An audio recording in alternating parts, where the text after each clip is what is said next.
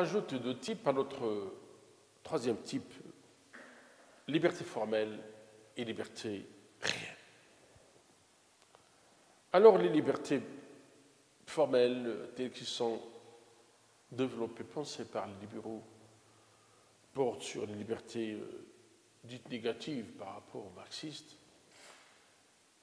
Les libertés individuelles, les libertés formelles portent sur la liberté de conscience, la liberté spirituelle, la liberté de déplacement, la liberté de différence même. Alors que les marxistes, ils avaient critiqué en disant que ces libertés n'assurent absolument rien, matériellement, socialement, qui est l'impact social de ces libertés sur la classe ouvrière. Parce que les marxistes, ils avaient une autre solution de rechange, en préconisant, en institutionnalisant dans leurs droits soviétiques, chinois, bulgares, polonais de l'époque, c'est-à-dire le club de Varsovie, ils avaient introduit certains droits qu'ils qualifient de positifs, qu'ils qualifient de réels. Le droit au logement, le droit à l'enseignement, le droit au travail. Donc ce sont des droits sociaux qui viennent, évidemment, même le monde libéral s'est inspiré de ces droits en les introduisant parce que l'école économique de l'époque était favorable à partir des années 30, lorsqu'il avait fondé pour la première fois dans l'histoire économique et politique l'État-providence, c'est-à-dire axé sur la bonne redistribution de richesses, et que l'État devenait désormais un véritable redistributeur de la richesse, c'est-à-dire qu'il perçoit l'impôt qu'il redistribue en revenus.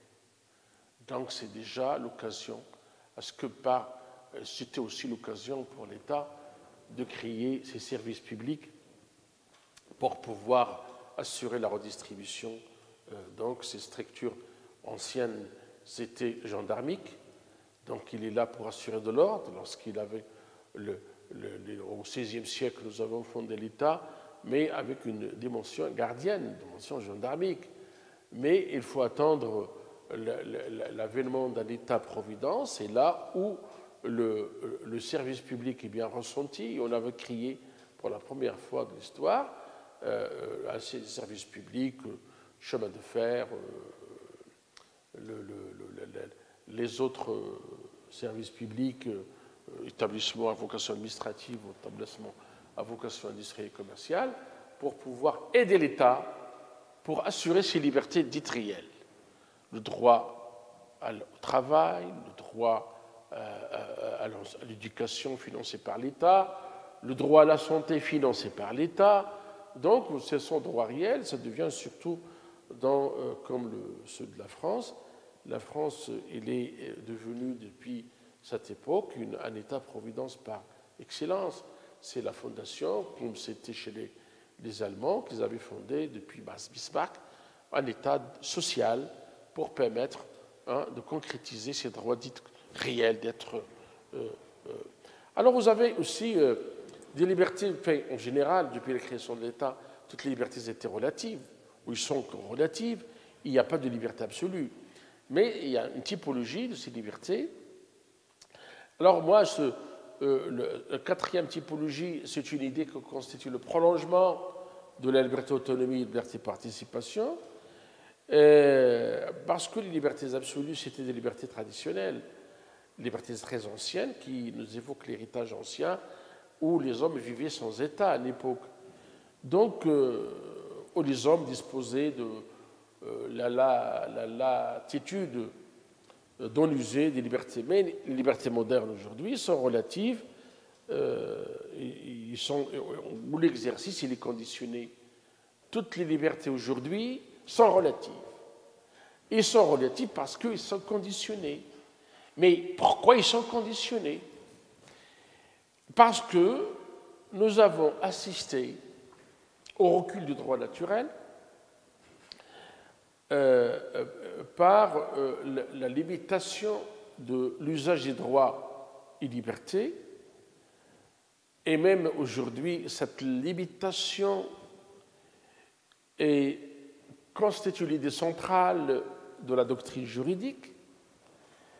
Elle est une raison à partir de laquelle, quand je parle de la limitation, cette limitation, elle est une raison à partir de laquelle la jurisprudence a construit la théorie de l'abus du droit. Par exemple, le droit de la propriété. Le droit de la propriété, les fondateurs du libéralisme considèrent la propriété comme sacrée. Et par conséquent, elle est absolue. Et c'est inscrit dans la Déclaration universelle des droits de l'homme de 1789. Du citoyen, la Déclaration du citoyen et des droits de l'homme. Cette déclaration conférait à la propriété un caractère sacré. Mais la crise économique, les fondements de la bourse, l'avènement d'une théorie économique qui va prendre la relève de la théorie de Smith, David Ricardo, Jean-Baptiste Say, par les classiques. Donc c'est une contestation de l'orientation économique qui a débouché sur la catastrophe, et puis c'était le moyen qui va permettre à l'État d'être interventionniste, et par l'intervention, c'est-à-dire la limitation. Et l'État a commencé à limiter les libertés absolues. Le laisser-faire, le laisser-passer, tel qu'il est prôné par les libéraux, commence à avoir des limitations.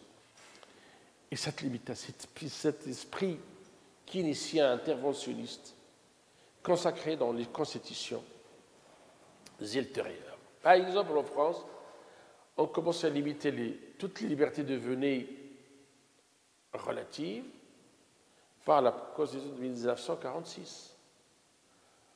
En Italie, la Constitution de 1945 limitait les libertés. En Allemagne, la Constitution de 1949 limitait la liberté. Alors, liberté, comme je répète, pour des considérations économiques, sociales, inhérentes à l'intérêt pour la sauvegarde de l'intérêt général, et l'intérêt général, il prime sur l'appropriation privée. Donc, c'est la première fois qu'on assiste au primat de l'intérêt qui limite un moyen pour permettre la limitation.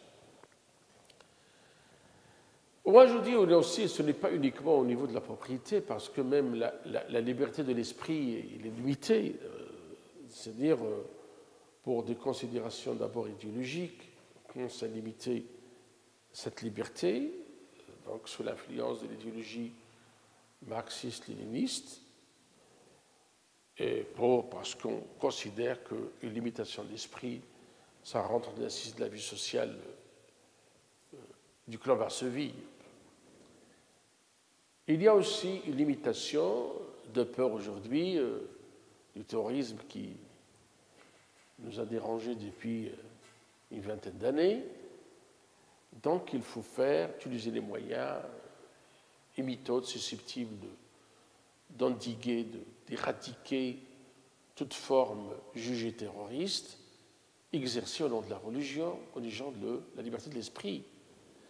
Donc il y a aussi justement qui a donné à cette limitation un coup de fouet à un certain nombre de conventions internationales, de traités, et c'est inscrit dans les différents droits pénaux, qui évidemment restreint cet exercice, cette conception religieuse chez les uns par rapport aux autres. Alors, dans notre chapitre 2, comment s'est formée la liberté publique, ou comment se sont formées les libertés publiques? Alors, la formation de liberté publique ne se limite pas à la pensée politique. Vous avez la contribution religieuse aussi. La pensée judéo-chrétienne, parce que chez les chrétiens, il y a une innovation qui fait foi, qui fait force à l'époque, et qui reposait sur deux idées essentielles. La reconnaissance de la valeur intérieure de l'homme, la limitation du pouvoir. La religion défend la dignité humaine. Il défend la vie privée. Il nous protège contre l'ingérence dite autoritaire du pouvoir. L'islam aussi, scrupuleusement, il a défini, ou les libertés sont scrupuleusement définies par la religion. Et les fuqaha, ou les docteurs de l'islam, ils avaient divisé un peu pour nous interpréter et voir quelle est l'importance donnée par l'islam à la liberté. Vous avez des droits qui sont inhérents à Dieu et vous avez des droits qui sont rattachés aux individus. Alors les musulmans, ils devront observer les intérêts de la communauté, de la Ummah, et l'État sanctionne toute violation qui porte atteinte aux intérêts de la Ummah. Donc, vous avez, en plus d'un certain nombre de droits privés, droits laissés à l'initiative des personnes, notamment le droit à la sécurité, le droit à la réputation, le droit réel, le droit contractuel, donc le droit de la famille, le droit des pauvres aux aliments, le droit de succession. Donc vous avez un certain nombre de droits. Et en plus de l'apport religieux, vous avez l'apport idéologique. Quand je parle des libertés collectives, c'est finalement l'apanage des idées marxistes-léninistes. Donc chaque forme de gouvernement, chaque forme de pouvoir, il a ses propres règles juridiques qu'il consacre, soit qu'il s'inspire du libéralisme, du marxisme. Il n'y a pas que, vous savez, à travers dans le processus international, nous avons vécu beaucoup de formes de pensée, beaucoup de formes d'idéologie, notamment qui ne se limitent pas au libéralisme, au marxisme. Vous avez, en Europe, il avait connu ce qui est paradoxal, l'Europe occidentale, il avait connu le totalitarisme, c'est encore plus pire que le marxisme. C'est-à-dire, vous avez une espèce de personnification du pouvoir et où la personne est l'incarnation de l'État. Je parle du régime allemand, à l'époque du nazisme, vous avez le régime italien fasciste de l'époque, donc vous avez le régime stalinien, qui est un régime totalitaire. Et comment, justement, vous avez un sérieux travail qui fut développé par Arendt, qui fait partie de l'école de Francfort, qu'il avait l'implication du pouvoir totalitaire sur les libertés. Donc l'ouvrage est d'une extrême importance, vous pouvez un peu le consulter. C'est qu'est-ce que la politique d'Arendt, Hannah Arendt. Il nous a expliqué comment peut-on réussir des libertés. Il y a une négation des libertés parce que le totalitarisme il est négateur des droits de l'homme, il est négateur de la liberté. Nous avons aussi une thèse dite de tiers-mondisme. Les tiers-mondistes, ceux qui défendent la thèse du développement, du pays en voie de développement. Et le développement, il est prioritaire même au développement politique. Donc, il faut d'abord qu'on s'enrichisse d'abord. Il faut qu'il y ait une richesse, il faut qu'on équilibre notre balance de paiement, il faut qu'on soit contre BNP un peu augmente, il faut que notre taux de croissance augmente. Alors, tout cela devrait même se faire, même au détriment des libertés politiques ou des libertés. Donc, c'est le tiers-mondisme, moi je le considère comme une espèce de relégation des libertés à l'arrière-plan, c'est-à-dire qu'on s'en fiche carrément. Alors, justement, dans toutes ces formes libérales, totalitaires, tiers-mondistes, marxistes-léninistes, quelle est la forme que le Maroc a adoptée depuis son indépendance? Et même avant son indépendance, parce que le Maroc, vous le savez, vous allez voir l'histoire des relations internationales du Maroc, nous avons 3 conventions internationales qui sont d'une grande importance et qui ont consacré l'ouverture du Maroc. C'est très important. Le Maroc vivait l'autarcie tribale un certain temps, mais quant à l'État, le sens barzanien du terme, il avait ouvert ses portes.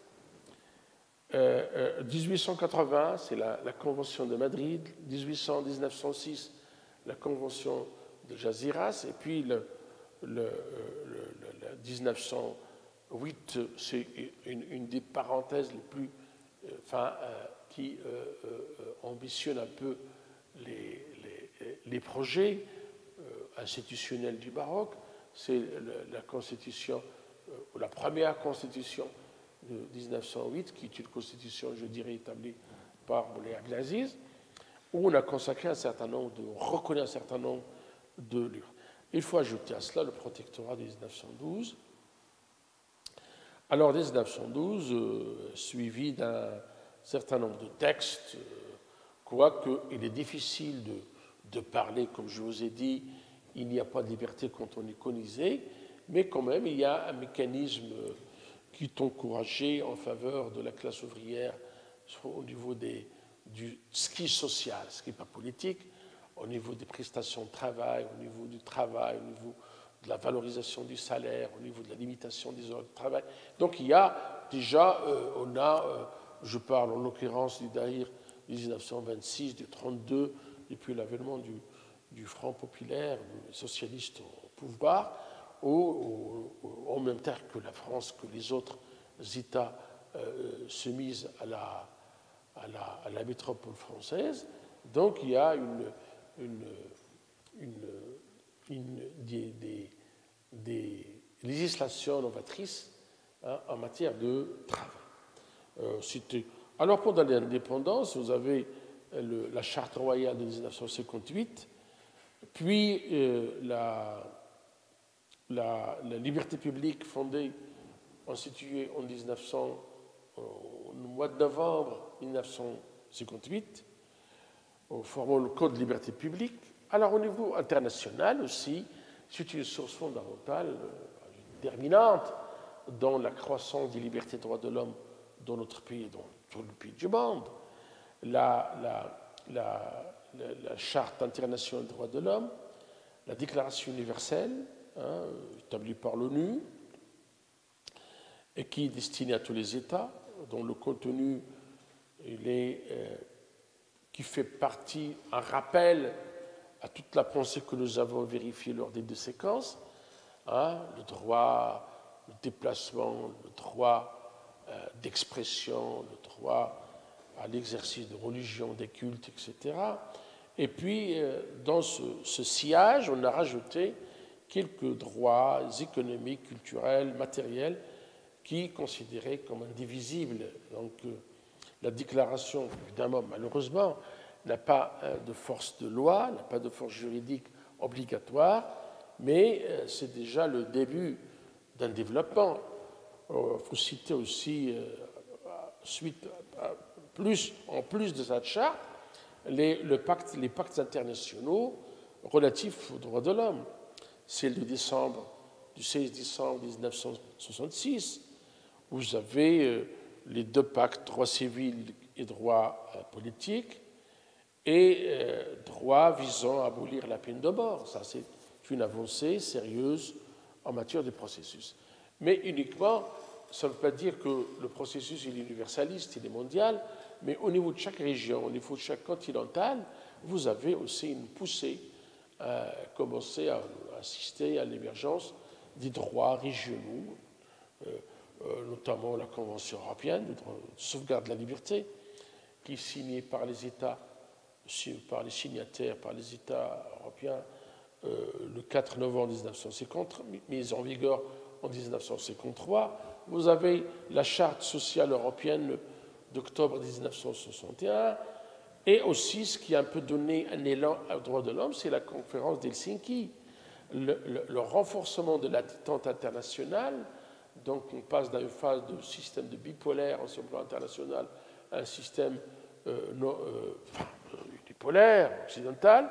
C'est une occasion encore de donner un autre élan, de tirer un peu les choses vers l'avant en ce qui concerne le droit de l'homme et les libertés publiques. Et je vous remercie.